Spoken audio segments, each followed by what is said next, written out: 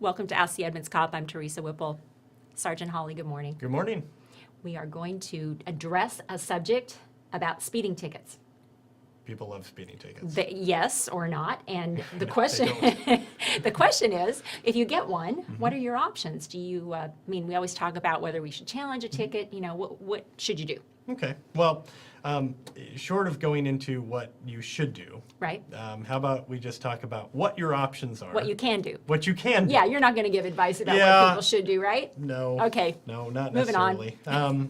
So you have three options. And so the officer will come up and issue you the infraction, and they'll show you where your three options are. They're clearly listed on the ticket. The first thing to note is you have 15 days to respond to the court. Okay, and you have to do that. You have to respond to the court. One way or the other. One way or the other. All right. 15 days to get it back to the court. Three options. First one's pretty straightforward. You just pay the ticket. Right. Okay, that's the easiest option. You don't have to, but that is option one. Okay. Okay. Option two is you contest the ticket. And essentially what you're saying, if you contest the ticket is, and the language is right on there, it says, I didn't commit this infraction. And you're saying, I didn't do that. Okay. The officer's wrong. All right. Okay, that's option two. Option three is a little more complicated, and that's where most of my notes come in. Many more notes Many, again. many more notes. We Yes. got a lot of notes this week. She loaded me down with a lot of stuff here. That's mitigation. Okay, and essentially what you're saying there is, I agree I've done this. I'm not saying I didn't do this. Right. I agree that this happened. But there are contributing circumstances, or I want you to give me a break, and that's called a deferral. Okay. Okay, so deferral. That happens during mitigation.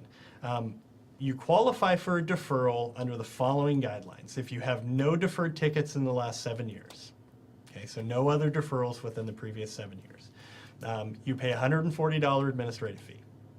Okay, and that goes to the court to cover all the costs of processing this whole thing. Okay, then you have no new infractions. If you get the deferral, you have no new infractions during whatever deferral period the judge puts into effect. Okay.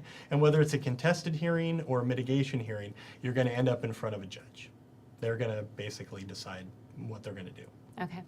Okay, and then if you get a new ticket during that deferral period, well, now that ticket you got, the previous one that's deferred, will be reported to the Department of Licensing, and it will go in your driver's record. Oh boy. So a lot of people are looking for a deferral because it doesn't get reported to Department of Licensing, so it won't show up on your insurance and so forth Yeah. and affect your insurance rates. If you do get a ticket during that deferral period, well, it automatically gets reported, and you have to pay the fine as listed originally. Oh my. So you've paid an administrative fee, and now Right. you're also having to pay the fine. So you really need to be on your best behavior during Yeah. that deferral period. Yeah. Okay? Okay. There are some things that they just cannot defer. Okay, so there's several things you do not qualify for a deferral for. If you have a commercial driver's license, cannot get a deferral. Okay. Okay.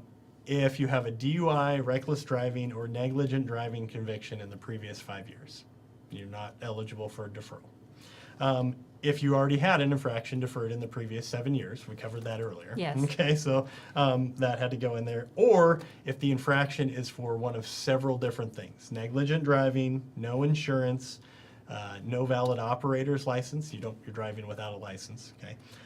Speeding if it's 20 miles an hour above the speed limit or faster. Okay. So you're really So if you're flying. going that If fast, you're really there's no flying, chance of a there's deferral. no deferral. Okay. Okay. Or speeding in a school zone or construction zone. And we talked about that Yeah. during when we did school bus. Yes, we did. So you cannot get those tickets deferred. And that's a pretty big one. Yeah. Yeah. That's a hefty fine. Yeah, $300 and some dollars, I believe. Yeah. Yeah. So let me ask you this: if the administrative fee you pay of $140 is no matter what, right? How much is a speeding ticket usually? Is it even worth it to? That would depend. There's kind Yeah. of a matrix. Okay, and depending it on de- how fast you're going. It depends on how fast the speed limit was in that Ah, area. okay. And also how fast you were going over the speed limit. Right. And it's broken down, so the fine will vary depending. Okay. And then obviously those are magnified in school zones and other places. Right, So right. it could be, reality is a lot of people are looking for a deferral because they don't want it on their driver's Right. record. It's not so much they're trying to save the money, it's just they don't want it on their record. Correct, yeah. So you and- have to weigh all those factors, all those complicated factors, and decide what the best thing to Yeah, do and, is. and it really comes down to, what is going to be best for you. Right. And everybody kind of has to make that decision Yeah. on their own and decide, and do they want to spend the time going to court and dealing with it? Sometimes you may have to take a day off to do it. Yeah. It all depends. Yeah. So those are your options. Those are given to you when you're given the ticket. Wow. Well, I think the takeaway from this is don't speed. Well, yeah, that is our goal. Yeah. So Okay. Well, good information as Yeah. always. Thank you very much. you bet. We'll be back again soon with another episode of Ask the Edmonds Cop.